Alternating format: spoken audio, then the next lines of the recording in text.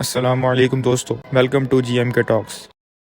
Afghani police کے مطابق ہمیں ایک لوکل دکاندار کا فون آتا ہے اور وہ ایک عورت کے بارے میں بتاتا ہے کہ جو اس کے اکارڈنگ ایک سوسائڈ بومبر ہو سکتی ہے۔ پولیس اس عورت اور بچے کو گرفتار کر کے پولیس اسٹیشن لاتی ہے۔ اس کے بعد پولیس اسٹیشن میں 4 امریکن فوجی آتے ہیں۔ ان میں سے ایک اپنی بندوق پاؤں کے ساتھ رکھتا ہے اور پردے کے پیچھے سے عافیہ صدیقی وہ بندوق اٹھا کے فائر کرنے کی کوشش کرتی ہیں، لیکن ڈاکٹر عافیہ کہتی ہیں کہ جیسے ہی میں نے پردہ اٹھا کر دیکھنے کی کوشش کی تو انہوں نے مجھ پہ فائر کر دیا۔ ان کے پیٹ میں 2 گولیاں لگی، جس کے بعد 17 دن تک وہ ایک لوکل ہاسپٹل میں ایڈمٹ رہیں اور ابھی تک وہ پوری طرح ٹھیک بھی نہیں ہوئی تھی کہ ایف بی آئی ایجنٹس ان کو جہاز میں ڈال کے نیو یارک لے گئے اور جہاں ان پہ بہت سے الزامات لگائے جاتے ہیں اور اس کے بعد 1.5 سال تک امریکن ڈیٹینشن کیمپ میں رکھا جاتا ہے۔ پھر امریکی اداروں کی طرف سے ڈاکٹر عافیہ کے گھر والوں سے رابطہ کیا گیا۔ ڈاکٹر عافیہ کے بڑے بیٹے احمد کو ان کے گھر والوں کے حوالے کر دیا جاتا ہے۔ 2010 میں ڈی این اے ٹیسٹ کے بعد ڈاکٹر عافیہ کی بیٹی مریم کو بھی ڈاکٹر فوزیہ کے حوالے کر دیا جاتا ہے۔ پھر فروری 2010 میں نیو یارک کی ایک لوکل ڈسٹرکٹ کورٹ میں ڈاکٹر عافیہ صدیقی کا ٹرائل سٹارٹ کیا جاتا ہے، جہاں ان پہ ٹیررزم کا نہیں بلکہ امریکن فوجیوں کے اوپر جان لیوا حملہ کرنے کا الزام لگایا جاتا ہے، اور 23 ستمبر 2010 کو ڈاکٹر عافیہ صدیقی کو 86 سال کی سزا سنا دی۔ 86 سال کی سزا صرف اٹیمپٹ ٹو مرڈر کے الزام میں، یہ کیسے ہو سکتا ہے؟ اس کے بعد CIA کاؤنٹر ٹیررزم سینٹر کے رولف موت بتاتے ہیں کہ عافیہ صدیقی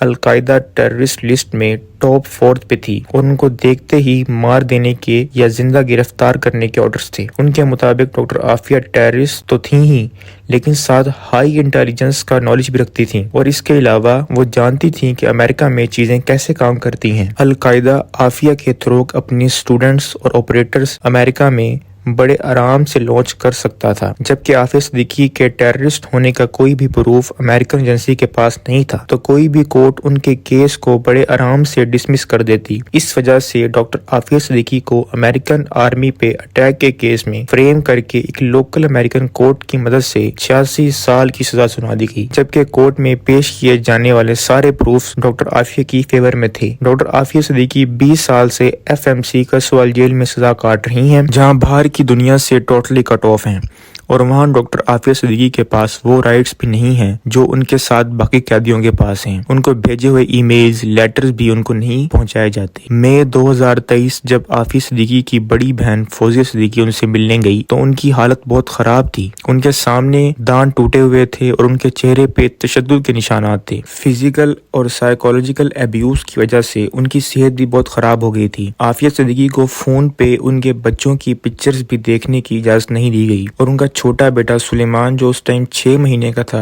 اس کی ابھی تک کوئی خبر نہیں ہے۔ وہ بار بار کہتے رہیں کہ خدا کے لیے مجھے اس جہنم سے آزاد کروائیں۔ فوزیہ صدیقی اور سینیٹر مشتاق احمد کی عافیہ صدیقی سے ملاقات برٹش لائر سیلائے اسٹیفورڈ سمتھ کی کوشش سے 20 سال بعد ہو سکی۔ امریکہ کی جیلوں سے ہیومن رائٹس وائلیشن کی بیس پہ بغیر کسی فائنینشیل ایڈ کے بہت سے قیدیوں کو پہلے بھی آزاد کروانے میں کامیاب رہے ہیں۔ لائر کے مطابق اگر پاکستانی حکومت کوشش کرے تو ڈاکٹر عافیہ صدیقی کی رہائی اب بھی ممکن ہے، لیکن ان کی گھر کی عورتیں کیونکہ محفوظ ہیں تو ان کا ڈاکٹر عافیہ صدیقی سے کیا لینا دینا ہے؟ Ex US attorney general Ramsey Clark کہتے ہیں کہ انسانیت سوچ سلوک کی اس سے بڑی مثال انہوں نے نہیں دیکھی۔ امریکنز چاہتے تھے کہ اگر یہ ریسرچ ان کے ہاتھ نہیں لگتی تو اور کسی کے پاس بھی نہیں جانی چاہیے، اس لیے انہوں نے عافیہ صدیقی پر اس قدر ظلم کیے کہ وہ ذہنی طور پہ مفلوج ہو جائیں۔ ان 20 سالوں میں نہ کسی پاکستانی حکومت نے ڈاکٹر عافیہ کے معاملے پر ڈائریکٹلی نہ تو بات کی اور نہ ہی کوئی ایکشن لیا، سوائے جماعت اسلامی کے سینیٹر مشتاق احمد کے، کسی نے ان کے لیے آواز تک نہیں اٹھائی۔ 2013 میں براک اوباما نے بھی یہ کہا کہ اگر پاکستان ڈاکٹر عافیہ کے کیس پہ بات چیت کے ذریعے مسئلہ حل کرنا چاہتا ہے تو اس معاملے کو آگے بڑھایا جا سکتا ہے، لیکن اس ٹائم نواز شریف نے بطور پرائم منسٹر کوئی قدم نہیں اٹھایا۔ عمران خان نے بھی اس بات کا دعویٰ کیا تھا کہ وہ ڈاکٹر عافیہ کو پاکستان لے کر آئیں گے، لیکن انہوں نے بھی اس پہ کوئی خاص کوشش نہیں کی، اور فیمنسٹ ادارے گھر گھر گھس کے خواتین کے حقوق کی تبلیغ کس منہ سے کر رہے ہیں جو عافیہ صدیقی کو انصاف دلانے کے لیے کبھی آواز نہیں اٹھا سکے۔ ہم لوگ سوشل میڈیا کے تھرو ڈاکٹر عافیہ صدیقی کے معاملے پہ حکومت پہ پریشر بلڈ کر سکتے ہیں کہ شاید پاکستانی گورنمنٹ کے ضمیر جاگ جائیں، اور ہم لوگ دعا کر سکتے ہیں اللہ تعالیٰ ڈاکٹر عافیہ صدیقی کی رہائی اور